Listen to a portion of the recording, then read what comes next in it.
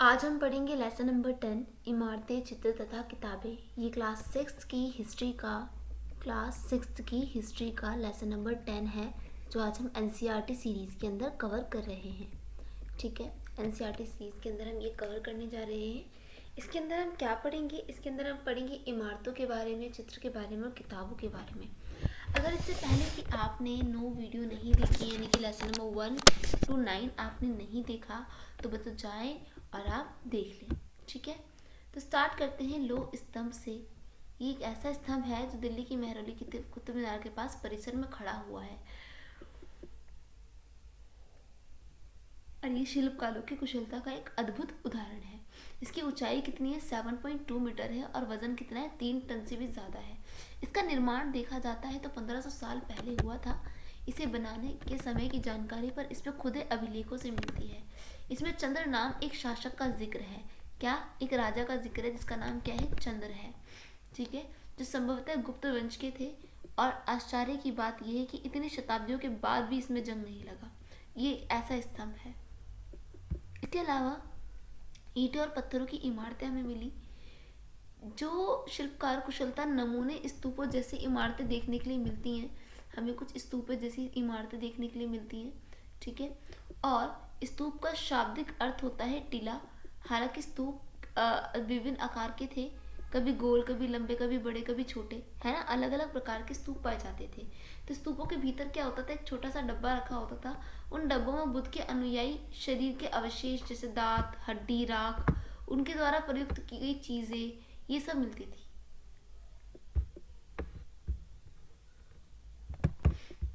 ठीक है, ये सब हमें कहाँ मिलती थी? बुद्ध के अनुयायियों के पास मिलती थी। ठीक है, देन इसके बाद हम पढ़ते हैं कि इसके अंदर और एक और चीज मिलती थी, वो थी धातु मंजूषा जिसे कहते थे। प्रारंभिक स्तूप धातु मंजूषा के ऊपर रखा मिट्टी का टीला होता था। बाद में टीले को ईंटों से ढक दिया गया, और बाद में काल के गुंबद नुमा ढांचे को तराशे हुए पत्थरों से ढक दिया गया, और स्तूपों के चारों ओर परिक्रमा करने के लिए एक वृत्ताकार पथ बना होता था, जिससे प्रदक्षिणा पथ कहते थे। और इस रास्ते को रैलिक से घेर दिया जाता था, जिसे वेदिका कहा जाता था। यानी कि बेटा क्या होता था? पहले टीला बनता था, टीला के अंदर कुछ अनुयायियों के सामान होते थे, टीला के ऊपर क्या बनता था? स्तूप बनता था। स्तूपों को चारों तरफ से क्या कर देते? घेराकार बना लेते थे, प्रदक्षिण कर देते थे। ठीक है, प्रवेश द्वार बने होते थे। इसके अलावा और वेदिकाएं होती थी। रेलिक जो था, तोरण द्वार में मूर्तिकला का सुंदर आकृतियों में सजे होते थे। यहाँ कभी भी एक भव्य स्तूप हुआ करता था, लेकिन 2000 साल पहले इस स्तूप को सजाने के लिए शिलाओं पर चित्र उकेरे गए। कई बार पहाड़ियों को काट कर बनावटी गुफाएं बनाई जाती थी।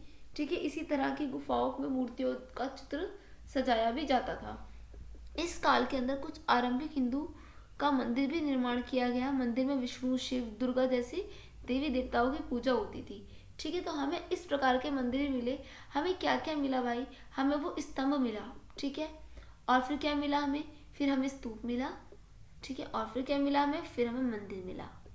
ठीक है, 3 चीजें अभी तक हमें मिली।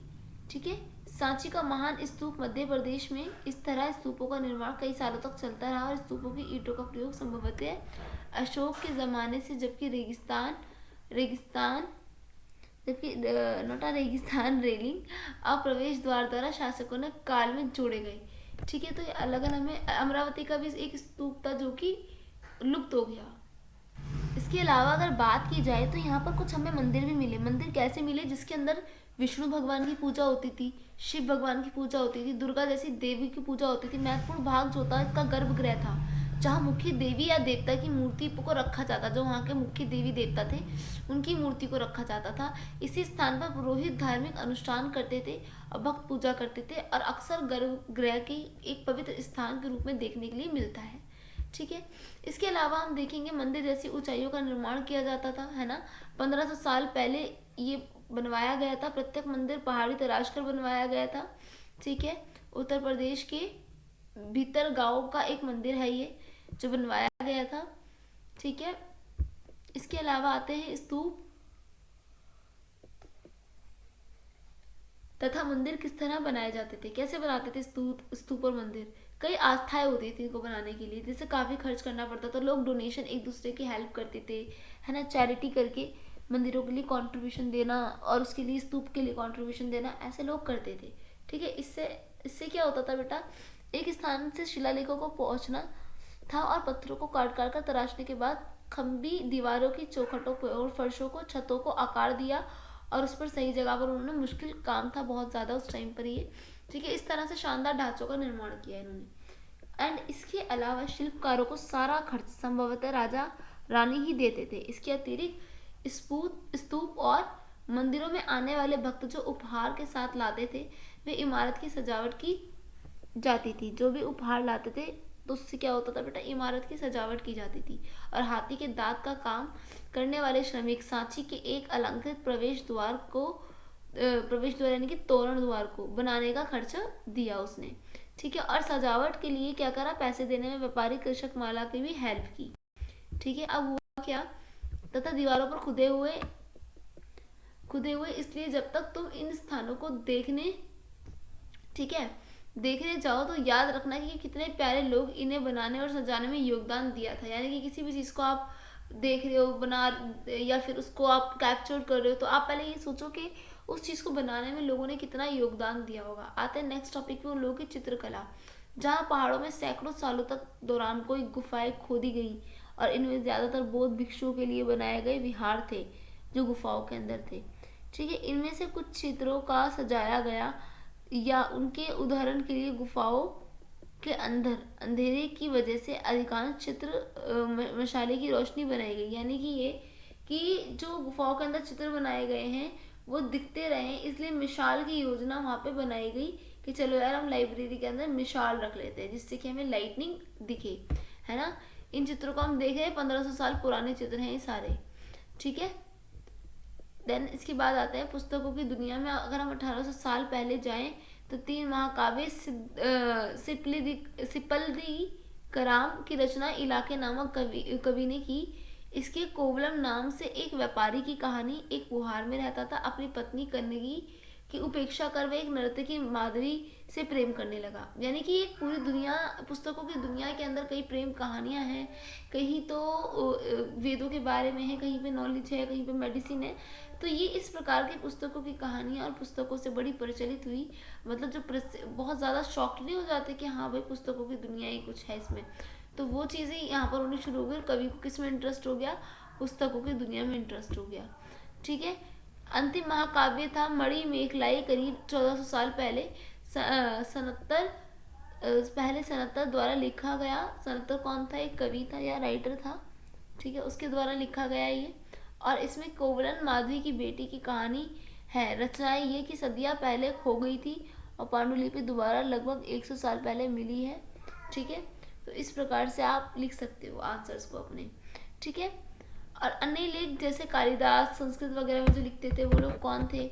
पुरानी कहानियों में संरक्षण हिंदू धर्म की बुआई कहानी को बहुत पहले से प्रचलित थी, इसी काल में पैदा लिखी गई। इनमें गुण पुराण भी शामिल, इसमें जो गुण मतलब जो इनमें पुराण है ना वो शामिल है।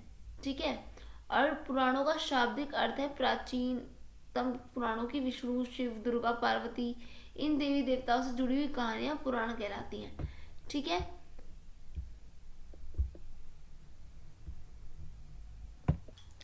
इसी प्रकार से अगर हम देखें तो पुरानी कहानियों का संकलन तथा संरक्षण, इसी तरीके से कुछ हमें ऐसी चीजें भी मिलती हैं जो पुरानी कहानी, उसका संरक्षण, उसका संकलन दिखाती हैं। ठीक है, हिंदू धर्म से जुड़ी हुई कहानियां हैं बहुत सारी पुराणों में जो शामिल की गई हैं, है ना, जो पुराणों में लिखी गई हैं। अच्छा, ऋग्वेद में तो जैसे ऋचाएं लिखी हुई है, रामायण में भी कहानी लिखी हुई है। ठीक है, रामायण में भी कहानी लिखी हुई है, रामायण में, और महाभारत में भी कहानी लिखी हुई है। ठीक है, तो इसी प्रकार की कहानियों से हम क्या करते हैं, पुराने वक्त के बारे में जानते हैं। ठीक है, जैसे कि पुराण का शाब्दिक अर्थ होता है प्राचीन पुराणों में विष्णु शिव दुर्गा पार्वती जैसी देवी देवताओं की कहानी लिखी हुई होती है, किसमें, पुराणों में। ठीक है, इन देवी देवताओं की पूजा की विधियां दी गई हैं और इसमें संसार की सृष्टि राजाओं के बारे में भी कहानियां हैं। ठीक है, पुराण सरल संस्कृत श्लोक में लिखे गए हैं। जब इन्हें ताकि इन्हें समझ सके, सुन सके, पुराणों का पाठ पुजारी मंदिरों में किया करते हैं। ये ज्यादातर कौन बताता है हमें पुराणों के बारे में? मंदिर में पुजारी बताते हैं। 2 संस्कृत महाकाव्य महाभारत रामायण लंबे अरसे से लोकप्रिय रहे हैं। बच्चे इन कहानियों से परिचित रहे होंगे। मैंने अभी आपको बताया कि भाई 2 लोकप्रिय हमारे पास रामायण वगैरह। रामायण के अंदर क्या है? रामायण के अंदर राजा राम के बारे में लिखा हुआ है, ठीक है, उनके सारा सब कुछ लिखा हुआ है। महाभारत के अंदर जो कुरुक्षेत्र में लड़ाई हुई थी वो सब लिखी हुई है। अब आम लोग कही जाने वाली कहानियां, कुछ कहानियां ऐसी भी हैं जो जैसे आपकी नानी सुनाती होंगी, दादी सुनाती होंगी, ऐसी कुछ ऐसे कुछ नाटक हैं, ठीक है, जो कि हमें पुराने समय के बारे में बताते हैं, ठीक है। ये क्या है? बंदर के राजा की कहानी। एक बार आप इसे एनसीईआरटी के पृष्ठ देख के पढ़ लेना ताकि आपको आइडिया हो जाए किस प्रकार की आपको कहानियां सुनाई जाती थी। विज्ञान की पुस्तकें हमें क्या बताती हैं? खगोल शास्त्री आर्यभट्ट ने संस्कृत में आर्यभट्टियम नाम की पुस्तक लिखी। इसमें उन्होंने लिखा कि दिन रात पृथ्वी के धुरी पर चक्कर काटने की वजह से जबकि लगता है कि सूर्य निकलता है और डूबता है। जैसे मतलब ये बताया गया है कि जैसे हम पहले सोचते थे तो हम ये सोचते थे कि यार जैसे शायद सूरज डूबता और निकलता है ना। पर आर्यभट्ट ने बताया कि भाई जो दिन रात होते हैं ना, जो दिन रात होते हैं वो सूरज की, हमें लगता था सूरज निकल गया दिन हो गया, सूरज डूब गया रात हो गई। पर पता चला, आर्यभट्ट बताते हैं कि सूरज की और जो है ना और ग्रह भी इसके अराउंड ऑर्बिट्स में क्या करते हैं बेटा? चक्कर लगाती है। सूरज है ना, ये हमारी पृथ्वी है, ये इसका पूरा चक्कर लगाएगी, ठीक है। तो उन्होंने लगा कि क्या, उन्हें बताया कि ग्रहण किया कि वैज्ञानिक तर्क के हिसाब से उन्होंने विधि निकाली और ढूंढा कि जितनी आज प्रयुक्त होने वाली विधि है ज्यादातर वो ब्रह्मगुप्त, भास्कराचार्य, गणित ज्ञ, खगोल वेदता, इन सब ने हमारी देखी है, ठीक है। इसके अलावा और क्या देखा है? शून्य। शून्य क्या? यानी कि 0, ठीक है। अंकों का प्रयोग पहले से होता आ रहा है।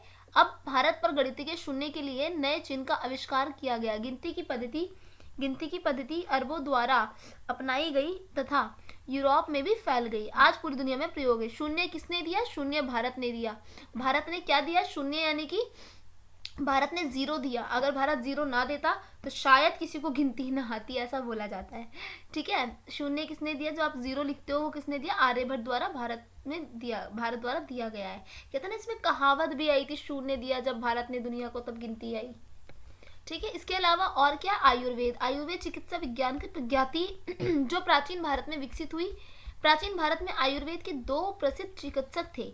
चरक सुश्रुति चरक द्वारा रचित चरक संहिता थी। 4वीं शताब्दी ईस्वी में एक चरक द्वारा रचित चरक संहिता थी। औषधि शास्त्र था जिसके अंदर औषधियों के यानी कि दवाइयों के बारे में लिखा हुआ था। उल्लेखनीय पुस्तक अपनी रचना सुश्रुति संहिता में सुश्रुत ने शाल्य चिकित्सा की विधियों के वर्णन करते हुए की थी।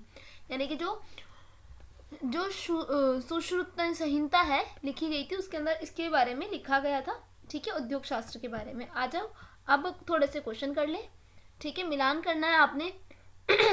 स्तूप किसे कहते हैं? मतलब ये मिलान करना है, इसमें से किस में जाएगा स्तूप? स्तूप टीले का तरह ही कुछ होता है ना, इस तरीके से आपने मिलान करना है, ठीक है। गर्भगृह, मंदिर में लोगों को इकट्ठा होने की जगह को क्या बोलते हैं, ठीक है। ये सारी चीजें आपने इसे सॉल्व करना है। खाली स्थान पर मतलब खाली जगह यानी कि फिलअप भरना है आपने। और बेटा मैं हमेशा से कहती हूँ ये तिथियां थोड़ी इंपॉर्टेंट होती है तो इसे एक बार देख लिया करो। स्तूप के निर्माण की शुरुआत कितने साल पहले हुई थी? 23,000 साल पहले। अमरावती जो था वो कितने हजार साल पहले? 2300 साल पहले की स्तूप के निर्माण हुए थे। और अमरावती जो है 2000 साल पहले का स्तूप है। कालिदास 1600 पहले की बात है, कालिदास की रचनाओं की, ठीक है। इसके अलावा लौह स्तंभ, भितरगांव का मंदिर और अजंता की चित्रकारी आर्यभट्ट, ये सब हमें याद रखना है। जो लौह स्तंभ है वो कुतुब मीनार के पास है, ठीक है, ठीक है ना। दुर्गा मंदिर 1400 साल पहले, ठीक है। ये सारी चीजें हमें याद रखना है। धातुओं के प्रयोग में जिन अध्यायों में चर्चा हुई उनकी सूची बनाओ, ये तो छोड़ दो, ठीक है, ये भी छोड़ दो। बस वही करना है जो ऊपर है आपका, फिलिंग द ब्लैंक्स, ठीक है। फाइनली हमारा 10th चैप्टर भी कंप्लीट हो गया जिसमें हमने समझा इमारतें, चित्र या किताबें हमें क्या बताती हैं, या हमें हिस्ट्री के बारे में कैसे बताती हैं, या इसका कोई भी उदाहरण, ठीक है।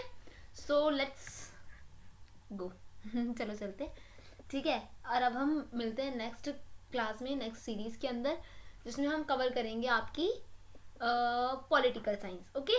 सो इसी तरीके से सीरीज के साथ रहे। अगर आपने वीडियोस नहीं देखी है तो आप जाएं पीछे देखें वीडियोस सारी, फर्स्ट चैप्टर से लेके 10th तक वीडियो देखें सारी, ठीक है, और अपनी एनसीईआरटी को कवर करें। फिर मैं एमसीक्यूज़ की सीरीज़ लाऊंगी इंशाल्लाह, और आप उसे भी एमसीक्यूज़ को भी टेस्ट सीरीज़ लगाना, ताकि आप और अच्छे से अपनी तैयारी को एनालाइसिस कर सकें। ओके, ठीक है, अल्लाह हाफिज़ एवरीवन, टेक केयर।